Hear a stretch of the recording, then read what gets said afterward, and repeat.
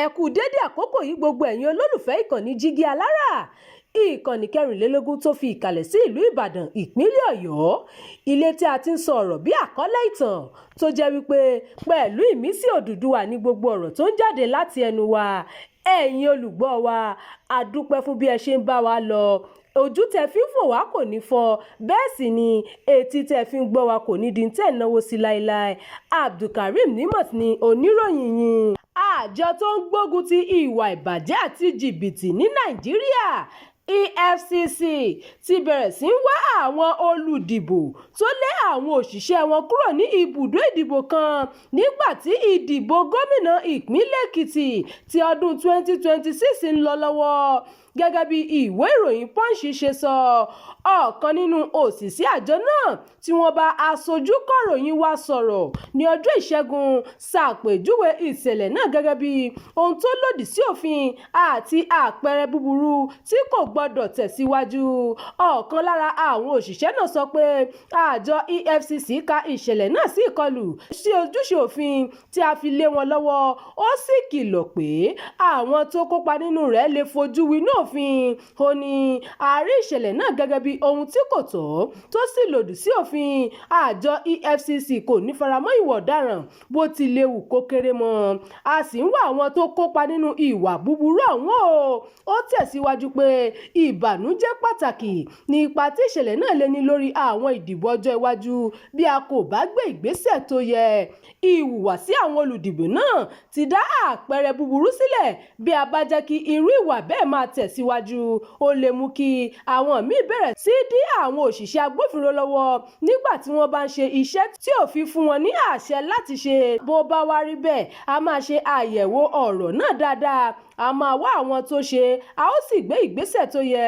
Ó tún sọ pé àwọn ènìyàn kò lè pinnu láti dá àwọn òṣìṣẹ́ àjọ náà dúró nígbà tí wọ́n bá ń ṣe ojúṣe wọn gẹ́gẹ́ bí òfin ṣe sọ.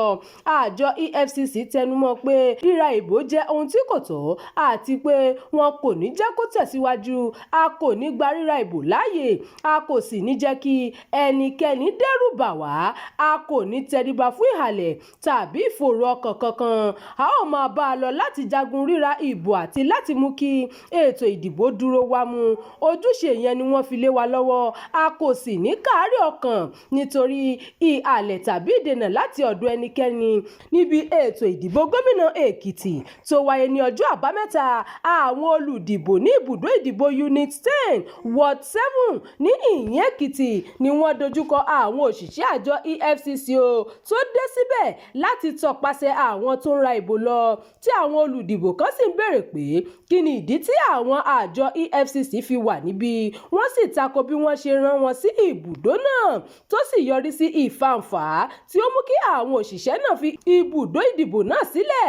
Lẹ́yìn ìṣẹ̀lẹ̀ náà ni àwọn òṣìṣẹ́ EFCC fi àlàáfíà kúrò níbẹ̀ tí ìdìbò sì tẹ̀síwájú láìsí ìdàrú kankan. EFCC ti ń kópa nínú àmójútó àwọn ìdìbò káàkiri orílẹ̀-èdè náà gẹ́gẹ́ bí apá kan nínú ìgbìyànjú wọn láti dènà ríra ìbò àti títà tó lè ba ìdúróṣinṣin ètò ìdìbò jẹ́. Síbẹ̀, ìṣẹ̀lẹ̀ náà ti mú ìbànújẹ́ bá àjọ náà nípa ààbò àwọn òṣìṣẹ́ wọn àti agbára àwọn agbófinró láti sọpa bí àwọn ènìyàn ṣe ń tẹ̀lé òfin ìdìbò nígbà ìdìbò. Gbogbo ìgbìyànjú láti bá agbẹnusọ EFCC Délé Oyèwálé sọ̀rọ̀ kò kẹ́sì járí títí di àsìkò tí a fi kọ ìròyìn yìí. Ìròyìn fún ti àkókò yìí kò ní jù báyìí lọ. Ẹ má gbàgbé láti tẹ̀lé ìkànnì yìí. Ẹ máa bá wa pín ká kí ẹ sì fi èròǹgbà yín sí abala àríwísí. Jígí Alára. Bàbá ló gudu. Èmi ní kí n wá ṣàlàyé fún yín pé àwa ti ń lọ ni. Èmi àti ìyàwó mi a ti ń lọ. Òun ni wá ṣàlàyé fún yín. Ó ti jáde bàtà bàbá mi ni. Bàtà bàbá ẹ̀. A retí láti ìjọ ẹ̀. Ṣé ti pín ogún bàbá yín? Ọ̀rọ̀ pé wọ́n pín ogún bàbá mi kó wà ní bàtà bàbá mi tó fẹ́ ṣò ní Jígí Alára TV. Ó ti jáde sórí YouTube o. Ó ní lọ sọ. Ṣé ní pọ́ńṣẹ́ ní gbogbo ẹ̀ gbogbo wa láyé?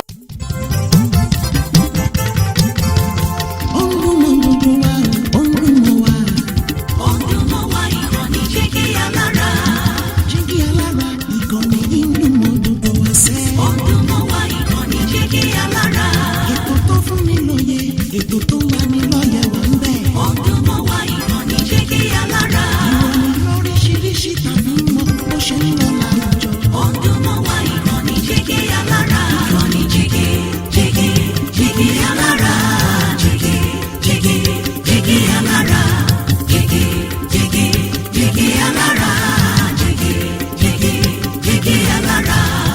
ìkànnì Jígí Alára 24 bàbá gbogbo.